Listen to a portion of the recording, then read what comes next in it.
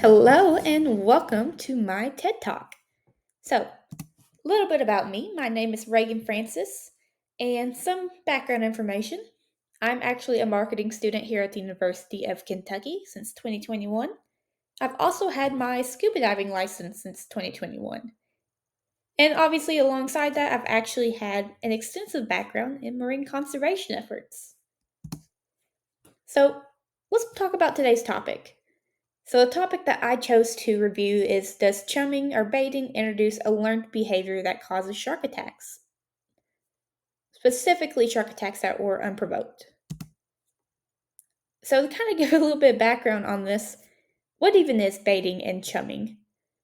So, baiting is basically a procedure while the water is baited by chumming with fish or other materials that are attractive to sharks. This can be done for a variety of reasons, one of which may be research.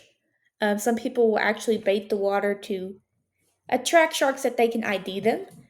Typically, though, in this case, they're really not allowing the sharks to actually take the bait. Some other ones are actually fishing. A lot of people fish sharks for quite literally just to eat. Fin soup is a big thing around different parts of it, internationally. And illegal dumpings. This is one that plays a specific part in this because many people decide that they do not want to pay the amounts to dump illegal fish parts through just manufacturing processes. So they will actually illegally dump these in the ocean at random points in time. So, why do I care about this topic? Well, this is really about protecting species and gaining understanding. With this increase of attacks, there's been a direct increase in the mass killing of many shark species, specifically ones that I've had the pleasure of meeting and interacting with in person. And a lot of these guys are actually endangered. So, hopefully, in understanding this topic, we can analyze why we fear these creatures, why people hunt them, and hopefully prevent this in the future. So, in this video, I'll actually be going over four main parts: my personal research and analysis, the analysis of ChatGPT, which is an AI system, a conversation in personal bias, specifically when it comes to research, and a simple conclusion, my basic personal thoughts, and some important points of this article. So, let's talk about my personal analysis for a minute. So, it's going to include my personal research methods, my database usage, and just my overall process evaluation. So, whenever I decided to research, I went with three main methods. One was your typical Google search and YouTube search. Some of the kind of keywords I used was shark attacks related to baiting or causes of shark attacks. The second one I went with was our UK library database. This is where I actually found ASFA, which was a great resource. And lastly, I used my own personal connections. Like I said, I do have connections in conservation. So I kind of asked some people's opinion to kind of get a direction of where I should look. So let's talk about this Google search. The first search I conducted included shark attacks related to baiting. I hoped that Google would actually attract articles that included the keywords such as shark, attack, and baiting. And thankfully, this actually gave me quite a few leads. One such lead was through marinebio.org. This site had some great information and statistics on this topic. However, I always look to choose at the accreditation behind such sites, and thankfully, this one was fairly reputable. It's actually ran by a group of marine biologists and conservationists, so they're all having a great background in the industry. So, next, I attempted my YouTube search with similar context, and I came up very empty handed, as you can tell. I kind of figured this one, but I thought I would try. So, my next course of action was to utilize the UKY library database system. Through the system, I was able to find the ASFA database, which had a lot of information regarding marine conservation efforts. Unfortunately, it failed to bring up many relevant articles specifically relating to my topic. And lastly, I chose to talk to a few coworkers of mine. So, these conversations actually led me to the Oceans Research Institute. This is actually in Mossel Bay, South Africa, where one of my coworkers did a shark internship. So through this program, I found many resources on this topic. So let's talk about the effectiveness and evaluation of how I personally decided to go about researching. So, what was effective? Well, my Google search came extremely effective and gave me plenty of reputable articles pertaining to my topic. My personal connections were actually very favorable in this situation too. While I wasn't focusing on their opinions, I was focusing on what different articles they could kind of lead me to. So, what could be improved here? Well, my database search did come up pretty empty handed, but I do believe that to be something on my part and not understanding the technology behind it. And of course, my YouTube search, maybe I could have used some better keywords there.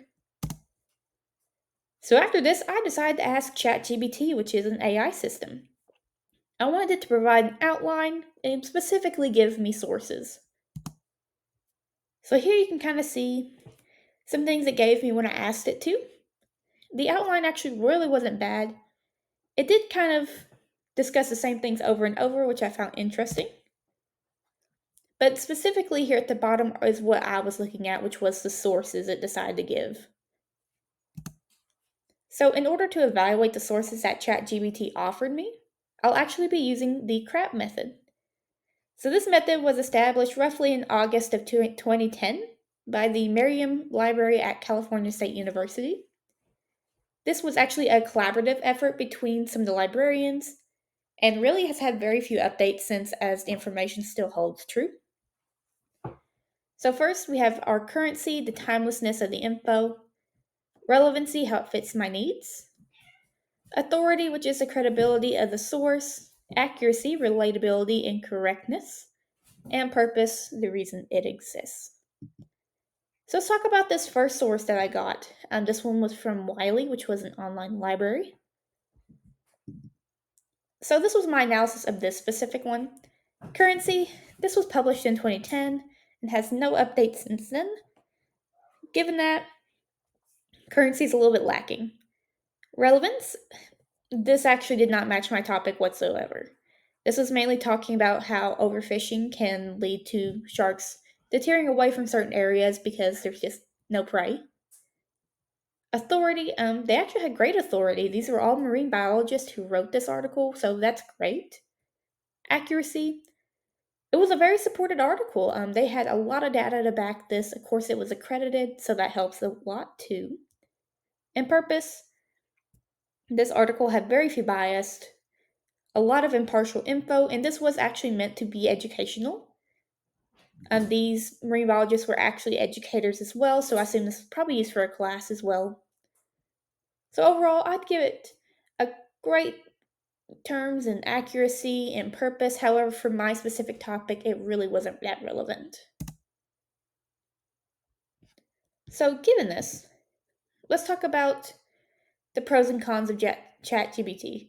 Now you may be asking, where's your other reference or your other source that Chat gave you? Well, unfortunately, it was extremely hard to locate this for analysis purposes, so I was not able to actually locate it. But some pros, fantastic outline, and it's really good to bounce ideas off. Cons, it really does not pull any accurate information. So, as noted in our week 6 lecture, there's a lot of bias in media. Specifically, I'm referencing a blog created by allsides.com in 2018. So, in this article, we're actually given these 3 forms of bias, which I found quite heavily in my research. So, unsubstantiated claims, sensationalism or emotionalism, and slant. These are basically 3 different biases that you can see a lot that can either exclude specific evidence, give information in a way that makes it really shocking or has a deep impression, or that plays up a specific angle or side of the story without really focusing on the other side. So, how do you limit bias when you're researching? Reputable sources, like I mentioned in the beginning, checking and seeing who's actually writing these articles is a great point. Having accredited sites or writers is also an amazing point. And also, try to understand and search for multiple points of view. Naturally, us as humans are extremely biased, so we kind of need to counteract that ourselves by looking up other points of view that we may not think initially is right. So, all in all, this was a fantastic opportunity to explore bias and explore how to research with different methods. Specifically, including AI was really fascinating. And hopefully, this kind of helps somebody else learn how to do very similar research as I did. So, it's great talking to you, and I will see you next time.